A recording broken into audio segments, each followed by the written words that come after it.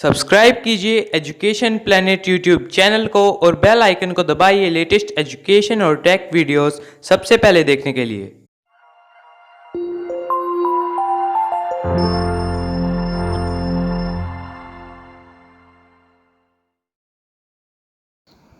प्रिय विद्यार्थियों, आपका स्वागत है एजुकेशन प्लेनेट नोहर चैनल पर। और आज हम पढ़ रहे हैं कक्षा 6 विज्ञान विषय का चैप्टर नंबर 8 शरीर में गति। इस पाठ के आज हम प्रश्न उत्तर करेंगे। प्रश्न उत्तर करने से पहले इसके जो मुख्य शब्द इसमें आए थे उनकी हम बात करेंगे और उसके बाद में इस चैप्टर के जो पीछे के पाठ्य पुस्तक के प्रश्न हैं उनको करेंगे और उसके बाद में कुछ अतिरिक्त जो एक्स्ट्रा प्रश्न बन रहे हैं उनको भी हम करेंगे। तो आइए शुरुआत करते हैं। संधि, दो हड्डियों के जुड़ने के स्थान को संधि कहते हैं। संधि का मतलब होता है जोड़।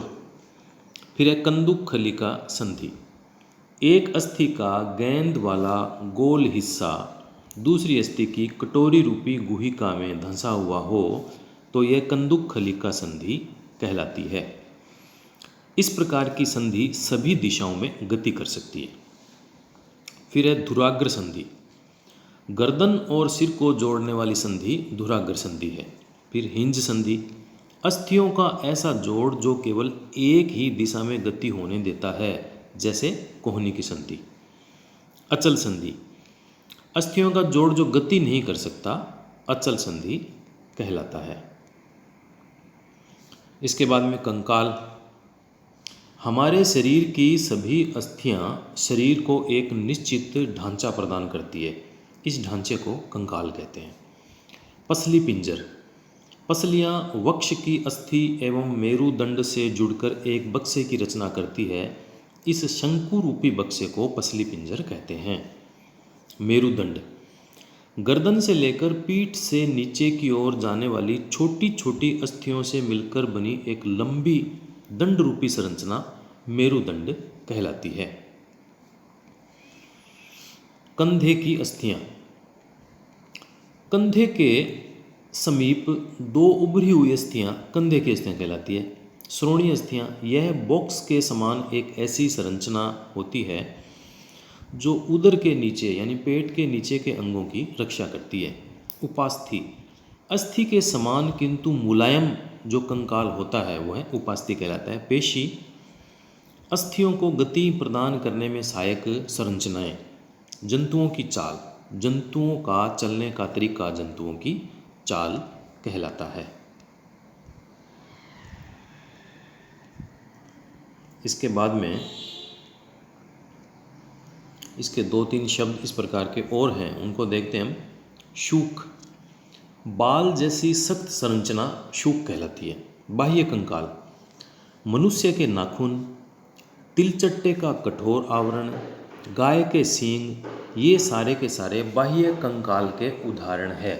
यानी एक तो आंतरिक जो हड्डियां होती है जिससे हमारा ढांचा बनाता है वो आंतरिक कंकाल है, और ये बाह्य कंकाल के उदाहरणों में मनुष्य के नाखून, तिलचट्टे का कठोर आवरण, गाय के सींग, ये इसमें आएंगे। धारा रेखीय, शरीर की ऐसी आकृति जिसमें सिर एवं पूंछ मध्य भाग की अपेक्षा पतला और नुकीला होता है, ये धारा रेखीय प्रकार कहलाता है। इसके बाद में जो इस पाठ में बूझो और पहेली के नाम से कुछ बीच बीच में से बातें पूछी गई थी, उसका उत्तर हम अभी देते हैं। पहला है, बूझो पौधों की गति को लेकर आश्चर्यचकित है। वह जानता है कि पौधे एक स्थान से दूसरे स्थान तक गति नहीं करते, परंतु क्या वे किसी दूसरे प्रकार की गति प्रदर्शित करते हैं?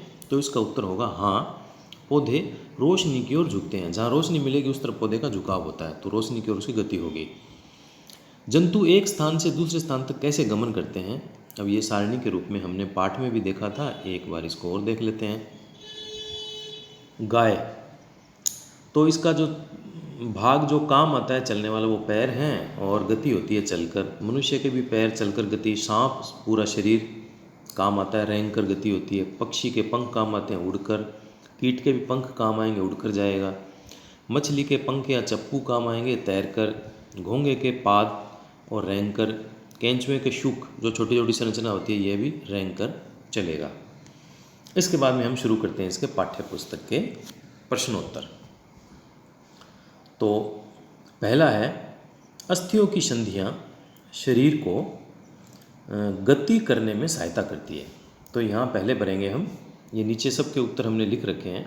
तो पहले आएगा गति करने में, और दूसरा है अस्थियाँ एवं उपास्थि संयुक्त रूप से शरीर का कंकाल बनाते हैं, और कोहनी की अस्थियाँ हिंज संधि के द्वारा जुड़ी होती है। गति करते समय पेशियों के संकुचन से अस्थियाँ खींचती है। प्रश्न नंबर 2, इनके आगे हमें सही और गलत देखना है। सही के लिए टी ट्रू और गलत के लिए फॉल्स एफ। सभी जंतुओं की गति एवं चलन बिल्कुल एक समान होता है। तो सभी जंतुओं का गति और चलन एक समान नहीं होता, इसलिए ये कथन फॉल्स है। उपास्थि अस्थि की अपेक्षा कठोर होती है, ये भी फॉल्स है क्योंकि ये मुलायम होती है। और अंगुलियों की अस्थियों में संधि नहीं होती, ये भी फॉल्स है क्योंकि अंगुलियों की अस्थियों में संधि होती है। अब आगे चलेंगे।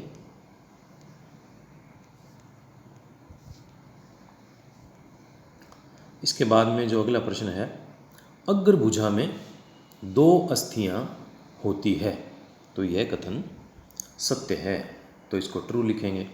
तिलचट्टों में बाह्य कंकाल पाया जाता है, ये भी ट्रू है, ये भी सत्य है। और नीचे इसके उत्तर में क से लेके अड़ तक ये असत्य सत्य इसमें लिखा हुआ है, आप इसमें से भी देख सकते हैं। अब अगला प्रश्न है, कॉलम 1 में दिए गए शब्दों का संबंध कॉलम 2 के एक या अधिक कथन से जोड़िए। यानी या तो एक कथन जुड़ेगा या 2 कथन भी उसमें जुड़ सकते हैं। तो देखिए, ऊपरी जबड़ा, मछली, पसलियाँ, घोंगा और तिलचट्टा। इधर है शरीर पर पंख होते हैं, बाह्य कंकाल होता है, हवा में उड़ सकता है, एक अचल संधि है, हृदय की सुरक्षा करती है, बहुत धीमी गति से चलता है, का शरीर धारा रेखा होता है। तो देखिए जुड़ेंगे किस प्रकार से।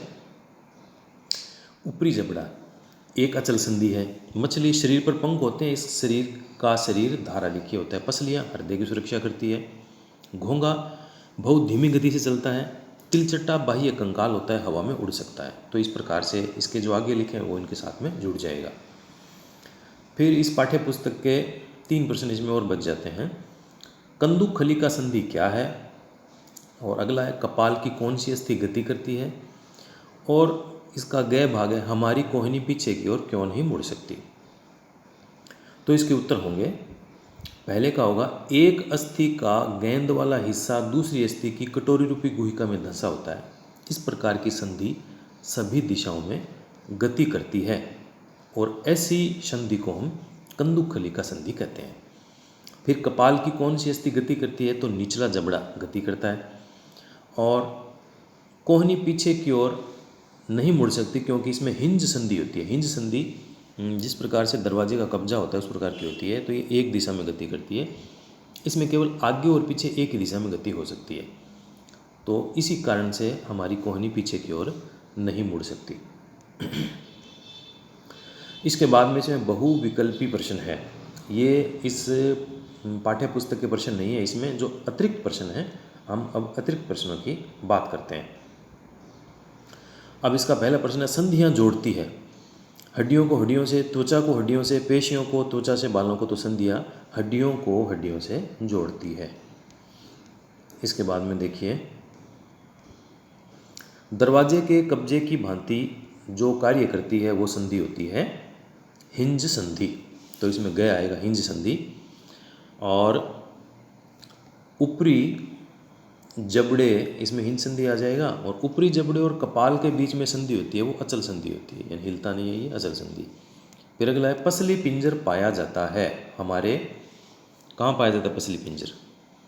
पसली पिंजर हमारे वक्ष भाग में पाया जाता है। तो यहाँ इसमें ख आएगा। इनके क ग ख ख जो उत्तर हैं वो इसमें नीचे भी लिखे पड़े हैं। अब ये कुछ रिक्त स्थान हैं जिनमें हमें जो क्या आएगा उसको हमें भरना है। देखिए, पहला है, गर्दन और सिर को जोड़ने वाली संधि है धुरागर संधि। तो यहाँ धुरागर संधि आएगा। धुरागर संधि में बेलनाकार अस्थि एक छल्ले में घूमती है, और शरीर की समस्त अथियाँ मिलकर हमारा आंतरिक कंकाल बनाती है, और हमारे वक्ष भाग में लंबी अस्थियों का शंकु रूपी बक्सा पसली पिंजर कहलाता है। ये कुछ हमने पहले भी कर लिए थे, अतिरिक्त प्रश्नों के रूप में हम इसमें और देख रहे हैं।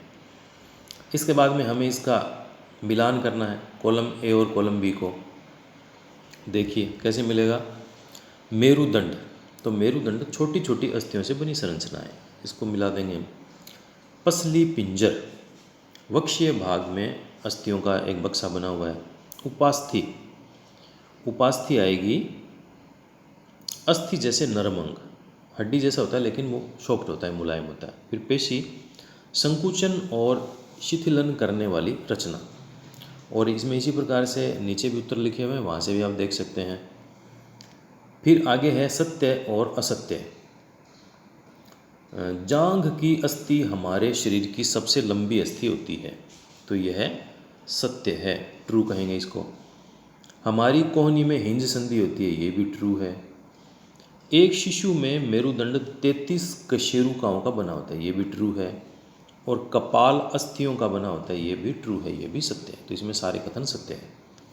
इसके बाद में जब आप अपनी नोटबुक पर लिखते हैं तब आपके शरीर के कौन से भाग गति करते हैं? तो नोटबुक पे लिखेंगे तो हमारी अंगुलियां गति करेगी, अंगूठा, कलाई, आँखें, सब में गति होगी। तो इसके बाद में आगे हम देखते हैं। इसमें एक्स्ट्रा प्रश्न पर्याप्त रूप से हैं, एक ये इम्पोर्टेंट पार्ट है। अगला प्रश्न है, अपनी कोहनी के जोड़ पर पैमाना बांधकर क्या आप कोहनी गति कर सकती है? तो इसका उत्तर होगा नहीं, हम कोहनी को नहीं मोड़ सकते। संधि किसे कहते हैं? शरीर के विभिन्न भागों को उसी स्थान से मोड़ अथवा घुमा सकते हैं जहाँ पर दो हिस्से एक दूसरे से जुड़े होते हैं, उन स्थानों को संधि कहते हैं। यानी जहाँ दो अस्थियाँ जुड़ रही है वो स्थान संधि कहलाता है। अब संधियाँ कितने प्रकार की होती है? तो संधि दो प्रकार की होती है, चल संधि और अचल संधि। जिस संधि में कुछ क्रिया हो सकती है वो चल संधि है, जो नहीं हिल से डुल सकती वो अचल संधि है। कंधे और भुजा के बीच में कौन सी संधि पाई जाती है? कंदुखली का संधि। गर्दन और सिर को जोड़ने वाली संधि का नाम लिखिए, धुराग्र संधि। कोहनी में हिंज जोड़ होता है, क्या आप ऐसे जोड़ों के अन्य उदाहरण दे सकते हैं? कोहनी के अलावा घुटने की संधि में भी होता है और अंगुलियों की संधि में होता है। अंगुलियों की संधि भी आप अंगुली एक दिशा में गति करती है, पीछे की तरफ नहीं जाती। हिंज संधि की गति कंदुखली का संधि से किस प्रकार भिन्न है? तो हिंज संधि में केवल दो दिशाओं में गति होती है, आगे हो सकती है, पीछे हो सकती है, जबकि कंदुखली का संधि में विभिन्न दिशाओं में गति हो सकती है। अचल संधि किसे कहते हैं? ये कहाँ पाई जाती है? जब संधि वाली अस्थियां हिल नहीं सकती तो ऐसी संधि अचल संधि कहलाती है, जैसे खोपड़ी की संधियां। फिर अचल संधि का उदाहरण दीजिए। ऊपरी जबड़े और कपाल की संधि। और 11वां प्रश्न है, ऊपरी जबड़े और कपाल के बीच कौन सी संधि होती है? तो इसके बीच में अचल संधि होती है। हमें शरीर की अस्थियों का कैसे पता चलता है? एक्सरे के द्वारा हमें शरीर की अस्थियों का पता चलता है, या हम यदि दबाएंगे तो दबाने से भी हमें अस्थि का पता चलता है। अब गहरी सांस भरकर इसे कुछ समय तक रोकिए और अपने वक्ष और पीठ को हल्के से दबाकर अपनी अस्थियों का अनुभव करके बताइए कि आपकी पसलियों की संख्या कितनी है। तो आप ऐसे गिनती करेंगे तो इसमें 12 जोड़ी संख्या आएगी, तो अस्थियों की संख्या हो जाएगी 12। अब आगे देखते हैं। घोंघा के चलन अंग का नाम लिखिए। तो घोंघा का जो चलन अंग है, यानी कौन से अंग से घोंघा चलता है, गति करता है? तो पेशीय पाद घोंघा के चलन अंग होते हैं। केंचुए के चलन अंग कौन से होते हैं? तो शूक, बाल जैसी कठोर छोटी छोटी संरचना होती है, वो शूक केंचुए के चलन अंग होते हैं। अस्थि को कौन गति प्रदान करता है? पेशियां अस्थि को गति प्रदान करती है।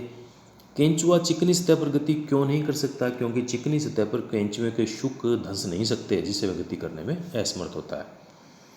फिर कुछ और प्रश्न देखते हैं।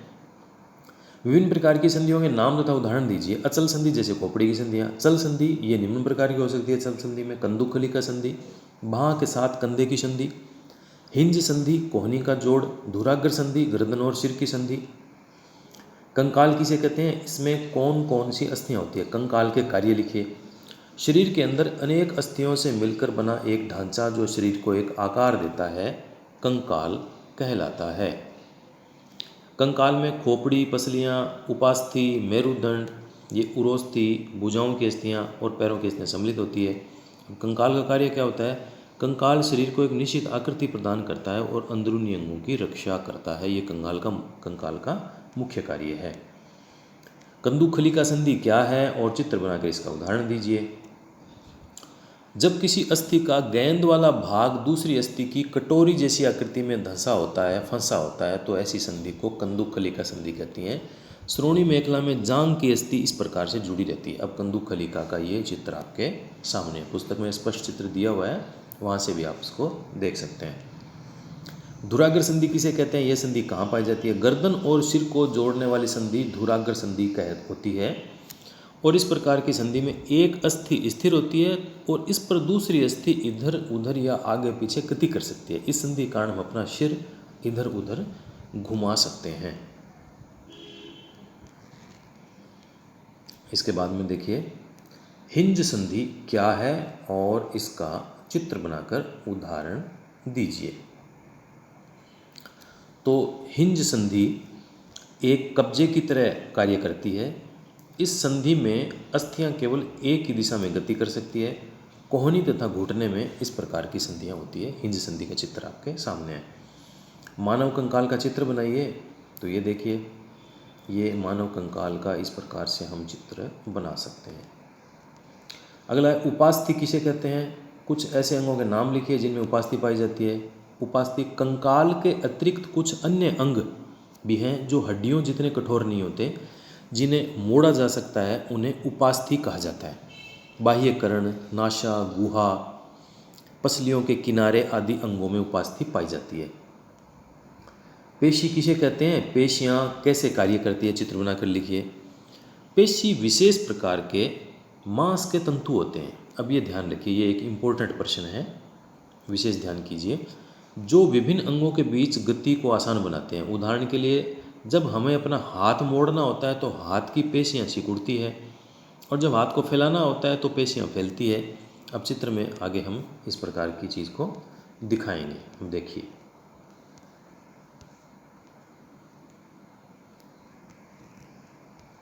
अब देखिए, इसमें पेशी के कारण से हाथ फैल रहा है और हाथ मुड़ रहा है। ये पेशी के कारण से ही संभव होता है। पक्षियों के कंकाल की विशेषताएं लिखिए। पक्षियों का शरीर उड़ने, चलने और जल पर तैरने के अनुकूल होता है। इनकी अस्थियों में वायु प्रकोष्ठ होते हैं, जिसके कारण इनकी अस्थियां हल्की परंतु मजबूत होती है। पश्चपाद की अस्थियां चलने व बैठने के लिए अनुकूलित होती है, और अग्रपाद की अस्थियां रूपांतरित होकर पक्षी के पंख बनाती है। कंधे की अस्थियां मजबूत होती है। वक्ष की अस्थियां उड़ने वाली पेशियों को जकड़े रखने के लिए विशेष रूप से रूपांतरित होती है तथा पंखों को ऊपर नीचे करने में सहायक होती है। अब मछलियों में गति किस प्रकार होती है, चित्र के द्वारा दर्शाइए। मछलियों का शरीर धारा रेखीय होता है, अर्थात नाव की तरह। अर्थात मछली का सिर व पूंछ उसके मध्य भाग की अपेक्षा पतला और नुकीला होता है। अब देखिए, अब ये मछली में गति का तरीका होता है कि मछली का सिर जिस तरफ जाएगा, पूंछ उसकी विपरीत दिशा में घूमेगी। इस प्रकार से वो हिलते डुलते हुए मछली गति करती है। इस विशेष आकृति के कारण जल इधर उधर निकल जाता है और मछली जल में सरलता से तैर सकती है।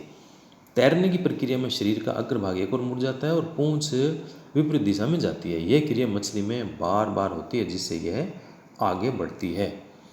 अब हमारे शरीर के विभिन्न भागों की गतियों का विवरण सारणीबद्ध कीजिए। देखिए, इसको भी कर लेते हैं हम। तो अब हमारे शरीर की गतियाँ, अब देखिए, गर्दन अंशतः घूमेगी, हाँ है इसमें, और कलाई भी अंशतः घूमेगी, झुकेगी, उठेगी। अंगुलियां अंशतः घूमेगी, हाँ, झुकती है, हाँ, उठती है, ये भी हाँ आएगा। घुटने अंशतः घूमेंगे, मुड़ेंगे, झुकेगा। और एड़ी अंशतः घूमेगी या मुड़ेगी, हाँ आएगा, बाकी में ना आएगा। ये पैर की अंगुलियां, हाँ हाँ हाँ। और पीठ अंशतः घूमेगी, हाँ, झुकेगी, हाँ, उठता है, हाँ। सिर अंशतः घूमेगा, इसमें भी हाँ आएगा, झुकता है, ये भी हाँ, उठेगा, ये नहीं होगा। और कोहनी अंशतः घूमेगी, हाँ आएगा, झुकेगी, हाँ आएगा, उठेगी, हाँ आएगा। और भुजा पूर्णतः घूमती है, इसमें हाँ आएगा, और झुकेगी, इसमें भी हाँ आएगा। अब आप कागज़ और प्लास्टिक की गेंद से कंदुकखलिका संधि कैसे बना सकते हैं, समझाइए। तो ये चित्र पुस्तक में एकदम और अच्छी तरह स्पष्ट रूप से दिया हुआ था, वहाँ से भी आप इसको देख सकते हैं। तो कागज़ की एक पट्टी को एक बैलेंस सिलेंडर के रूप में मोड़ेंगे। रबर अथवा प्लास्टिक की एक पुरानी गेंद में एक छेद करके उसमें मोड़े हुए कागज़ के बैलन को डालेंगे या उसको चिपका भी सकते हैं। तो देखिए, इस प्रकार की रचना बनेगी। ये यहाँ पर कटोरी है और ये है गेंद, और ये हमने इसके ऊपर चिपका दिया। अब ये सारा का सारा ये जो इतना हिस्सा है गेंद और ये इस घूम सकता है। नीचे वाली गुहिका आ जाएगी और ये ऊपर की हड्डी है, तो ये जिस प्रकार के कंधे में और में जिस प्रकार के जोड़ हैं, तो ये वृत्ताकार रूप से भी ये घूम सकती है। तो इस प्रकार की संरचना जो होती है वो कंदुक खलिका संधि की संरचना होती है।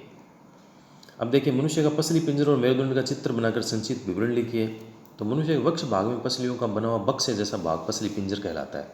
अब इसके अंदर फेफड़े हैं, हमारा हृदय है वो इसमें सुरक्षित रहता है, यकृत वगैरह भी इसमें सुरक्षित रहती है। तो हृदय, फेफड़े, यकृत इसमें सुरक्षित रहते हैं।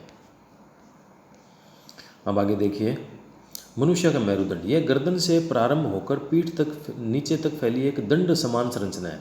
ये एक अस्थि नहीं है, यह छोटी छोटी अनेक हड्डियों की बनी होती है। पसली पिंजर भी वक्ष क्षेत्र में इन अस्थियों से जुड़ा होता है और मेरुदंड शरीर को सीधा खड़ा रखने और शरीर को मोड़ने में सहायता करते हैं। ये छोटी छोटी जो संरचनाएं होती हैं उनको कशेरु का कहा जाता है। अब निम्नलिखित चित्र बनाकर इनका कार्य लिखिए। कंधे की अस्थि, श्रोणीय अस्थियाँ, मानव खोपड़ी। अब ये देखिए, कंधे की अस्थि चित्र आपके सामने है, और श्रोणीय अस्थियाँ ये पादों की अस्थियों को जोड़ने और उदर की श्रेणियों की उदर के अंगों की रक्षा करती है। अब देखिए, और ये श्रोणीय अस्थियाँ, ये जो हमारे पैर और ऊपर का हिस्सा जहाँ से जुड़ा होता है ये श्रोणीय अस्थियाँ हैं। मानव खोपड़ी, इसमें मस्तिष्क रहता है, मस्तिष्क की यह रक्षा करती है। और ये देखिए, ये इसका आगे से और साइड से इसका चित्र है। अब सर्प कैसे गति करते हैं? सर्प का मेरुदंड लंबा होता है, शरीर की पेशियाँ क्षीण और असंख्य होती है, ये परस्पर जुड़ी होती है। अब चाहे वे क्यों न दूर हो, पेशियाँ मेरुदंड, पसली और त्वचा को भी जोड़ती है। सर्प का जो शरीर है अनेक वलय यानी अनेक चक्रों में मुड़ा होता है, और इसी प्रकार सर्प का प्रत्येक वलय उसे आगे की ओर धकेलता है। इसका शरीर अनेक वलय बनाता है और प्रत्येक वलय आगे को धक्का देता है। इस कारण सर्प बहुत तेज़ गति से आगे की ओर चलता है, परंतु सरल रेखा में नहीं चलता है। ऐसे जैसे सर्प की जो गति होती है दाएं बाएं होते हुए, इसी प्रकार से यह चलता है। तो ये हमारा जो कक्षा 6 का पाठ था शरीर में गति, इसके पाठ्य पुस्तक के प्रश्न और इसके अतिरिक्त प्रश्न हमने किए हैं। इसके अलावा भी इसमें प्रश्न बन सकते हैं, आप और भी कोशिश कर सकते हैं। और बिल्कुल साफ और सुंदर अक्षरों में अपनी नोटबुक में आप इन सभी प्रश्न उत्तर को इसमें लिख लीजिए और उनको साथ में याद भी कर लीजिए। फिर भी कोई समस्या हो और नए प्रश्न बनते हैं वो भी बना लीजिए। कोई समस्या हो तो आप पूछ सकते हैं।